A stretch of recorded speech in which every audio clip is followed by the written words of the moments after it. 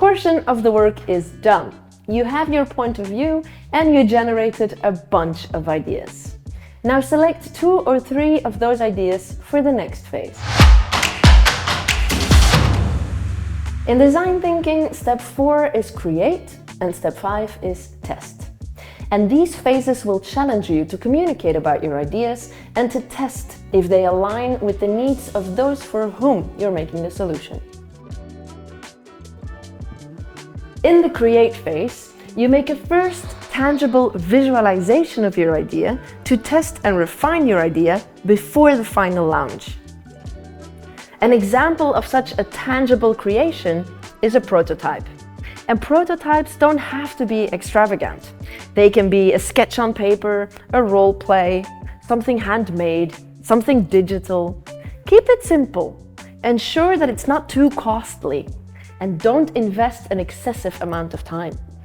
Certainly consider the person who will use your prototype. Will it address their needs?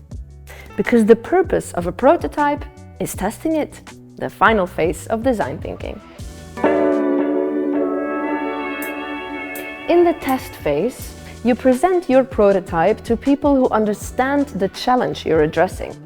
They will look at it with fresh eyes, they will use your solution, examine it, providing you with the feedback you need. Remember to ask for feedback from various individuals to get a more comprehensive view. Keep probing. Ask open-ended questions like the why questions until all avenues are explored. And don't take feedback personally. It's a step in the process. Now, how do you approach this testing phase? And I will give you 2 options. Organize a user test. Give your tangible creation or prototype to the people that you designed the solution for.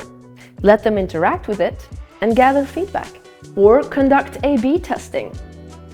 Create 2 variations of the same tangible creation or prototypes, one slightly different to the other. Let people discover which one they prefer. Such tests help you to refine your idea by uncovering areas for change and improvement. They're really an essential step to evaluate your final solution against needs and expectations. We interrupt our program to bring you this important message. I always had a problem with the fact that you're standing still on an E-step. 1, you're missing out on some good exercise. 2, when it's cold you don't warm up. And 3, you just look like a complete idiot standing still. So I did some design thinking, and I eventually came up with the perfect idea. Behold, the E-step trainer. The first E-step with a built-in home trainer. Genius!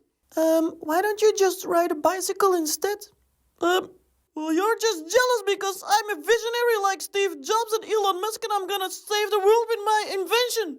Negative Nelly. Remember that design thinking isn't a linear process. You might need to circle back to the ideate phase to generate new ideas, or even to the understand and define phase if you didn't fully grasp the problem. I'm curious how the idea from the PIP students got translated into a tangible creation and how it was received at Groep Joos. Actually, let's ask Elisabeth Joos herself.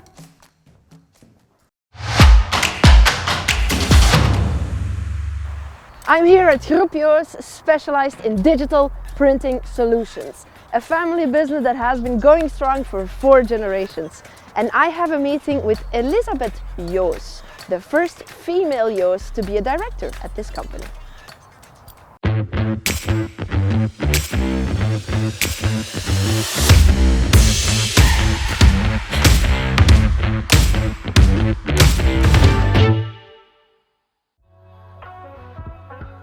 Thank you, Elisabeth, for having me. You're welcome. So the PIP students, they put a bunch of ideas on the table to answer the question of how to reduce the energy costs here at the company. What happened to these ideas? Well, our building, for starters, was one of the reasons to reduce energy costs. It's an older building and we're looking into renovation.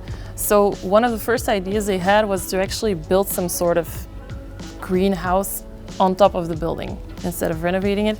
Covering it. To make it really like energy efficient, energy neutral. That idea was kind of It was nice, it was out of the box, but it was not really achievable for us. And so another one that they had was we have a lot of waste streams. And right now there's a lot of recycling going on, but it's mostly garbage is not really the word, but it's a waste stream. And we were looking to upcycle really this waste stream to see what we can do for it and if someone else can benefit from this waste stream that we have. And that is then the idea that they went with. How did you then proceed with this waste stream idea? So first they selected a couple of niche markets, companies that we could contact. And so I set up an initial call with them, together with them, with a company that is specialized in isolation materials for buildings. And during the call it became clear that they needed testing to see if our waste stream would be feasible for their process. And after some testing, unfortunately for the students, the waste stream was not feasible for their process. And it was kind of a hiccup, and it was more like they felt they failed some sort of in the process. But for me, it was an indication, and I told them this as well, that the validation of doing this and seeing that this was not feasible gave them the ability to pivot into a new idea. And that's when they came up with a company that was specialized in acoustic materials, very specialized projects, and very small scale. And that is now ongoing. So you're saying that the solution they came up with first was great, they just didn't have the right partner, where actually they just had to pivot to a different partner. Yes, indeed. Amazing. Yeah, it was a really cool process. And so how is reselling your waste stream an answer to the initial question of reducing energy costs? Well, we used to almost give our waste stream away to recycling companies. And now by really looking into who can benefit from our waste stream as raw material in their process, we can actually monetize on our waste stream, and we can use the money that we are gaining from that waste stream to actually make investments that are sustainable and that are being used for sustainable materials like solar panels, like the roofing for a building, to actually in that way do investments to reduce our energy costs in the end. And so where is the project of reselling your waste stream today? So on the one hand, we have still the one we pivoted to, the company that made the acoustic materials, where we are in a testing phase to see if our materials are feasible for that process. But on the other hand, we took action, and we have now 2 ongoing projects. For one, we have a waste stream of foil inside the company, and we sell this to a local player that makes bioplastics out of it. And the other one is also a local player that makes cardboard boxes, and they are going to buy our cardboard waste stream to make it into new boxes. That's amazing. Yeah, it is really. And regardless of this BIP project, can I ask you, how important is creative problem solving for the company? Well, it has always been very important, and it will always be very important. Our industry is one that is rapidly changing by nature, but also the world that we live in is really, really rapidly changing right now. So the pace is picking up, and it becomes increasingly important to use this on a daily basis actually, and to look at all our options and to go way broader than just what we're doing right now. So I think for the future, and to make it really a sustainable company, and to go for sustainable growth with sustainable partnerships with suppliers and clients, it is really important to use this on a daily basis. And I think that's something we have been used to for a long time, and something that we take on with us in our future strategy as well. Well, Elizabeth, this has been very enlightening. Thank you so much. You're welcome.